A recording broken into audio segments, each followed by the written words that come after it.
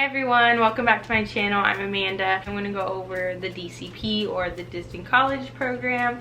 I'm going to keep it super quick, simple, and short. I'm also going to reveal my work location with the DCP. So let's get started and let's start talking about the program. I do get a few questions regarding what even is the program, what are you going to be doing there, where are you going to live. The DCP is a college program. It's a paid internship with the Walt Disney World Company.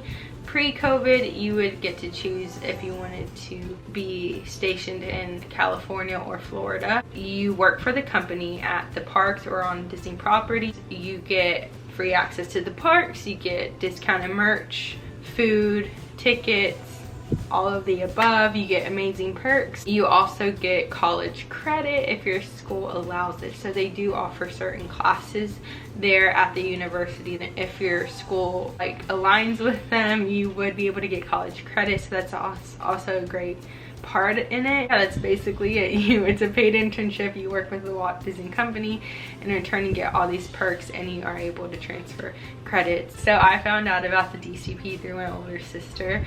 She had told me about it when she was in college and let me know about it. So the moment I transferred to a university, I was like, I'm applying to the DCP. I want to go, I want to do it. I applied every year I was at SAM. I was there for 3.5 years. Every year I would apply, and I think I wouldn't apply to both. So there's a fall semester and a spring semester with college, and I wouldn't apply to both. I'd either apply to one or the other. Every time I'd get rejected. All 3 times I got rejected. I don't know what I'm doing wrong, what's in my application that's not good enough, because I wouldn't even get past that. So there's 3 parts to the interview. Not right now. Pre-COVID there was 3 parts to the interview, and I wouldn't even get the first interview. My last year there, my senior semester, I got the email telling me the window opened up to apply for fall 2020. And I applied. I didn't tell anybody about it because I didn't want to get my hopes up. And a few hours later, I got an email back asking me to do the first interview. And I was so excited because I'd never gotten that email before. A few days later, I got the second interview. I did that. I think it was a week later, I got the phone interview, and then they're like, okay, well, we'll let you know what happens. And it was 2 weeks.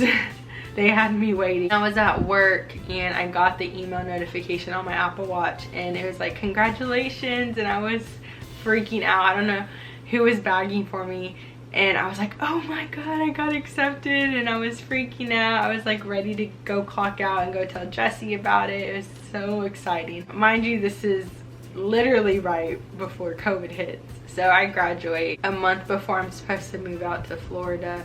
They cancel it because of COVID, which sucked for me because I didn't re-sign my lease. I quit my job. I was like, I'm moving to Florida. This is it. Obviously it wasn't, thanks to COVID, and it was really hard for me. I was just so upset because I was like, this was such an amazing opportunity just taken away from me. And I was so hurt about it because I had to move back to my hometown, and I was one of those people who's like, I'm never moving back to my hometown after I graduate college. And I had to because I had no other choice. I quit my job. I didn't have a source of income, so I was like, I'm coming home, Mom and Dad. I moved back in August of 2020, trying to figure out what I'm gonna do. I was gonna go the teaching route. I was this close to starting my teaching certificate online, and I was like, no, I just feel like there's something else I'm supposed to do. And I get an email saying that they opened the program back up and that they wanted whoever got canceled on to be the first people to go back. And I was so excited. I was on the verge of tears because I'm like, I'm getting this opportunity again. I've been out of college for about 1.5 years now, but I was like, I'm gonna take it because they waived the eligibility for me and for others who passed it. You have a year after you graduate that you are eligible to apply for the program and go to the program, and mine would have passed. So I was really grateful that I was allowed the opportunity to go back, even though I've been out of college for 1.5 years. Obviously I'm not going to be taking any classes or anything. I'm purely going for the experience. Let's talk about living situations, because I do get a lot of questions about where I'm going to live, what do they offer living. they do. So pre-COVID, they had 4 housing complexes for students. Since then, they've sold that property and they've built their own student housing, which is called the Flamingo Crossing Village. So yeah, no one's lived there yet. Everyone just started moving in a few weeks ago. It's beautiful. It comes furnished, all appliances, even bowls and forks and all of that good stuff. Literally all you have to do is take bathroom stuff and bedding and your clothes. That was one of the things that I was also kind of struggling with because I am newly engaged. We were trying to decide what we were gonna do, and we were looking at apartments, and minimum over there is $1,400 to $1,500 a month.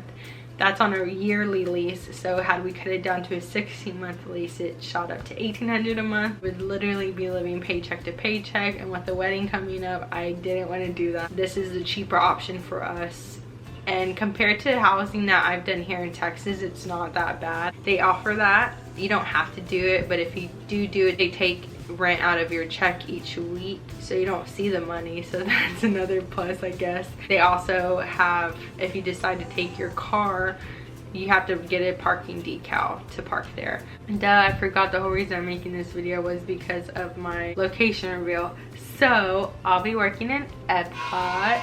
If you're ever in Epcot, keep an eye out for me. That's where I'll be working. I'll be working on the festival. They did say it's not a permanent location. I might get switched around depending on the needs in other parks and other areas. I'm excited though. I'm excited to be in Epcot. I'm also excited because they're gonna have that new light show there come the 50th anniversary, so hopefully I'll be working that night and I get to see it. If you have any other questions regarding the DCP or just Disney in general, feel free to leave them in the comments, and go ahead and subscribe if you want to follow me along on my DCP journey. I'll be there in a few days. I'm super excited. I'll see y'all next time. Bye.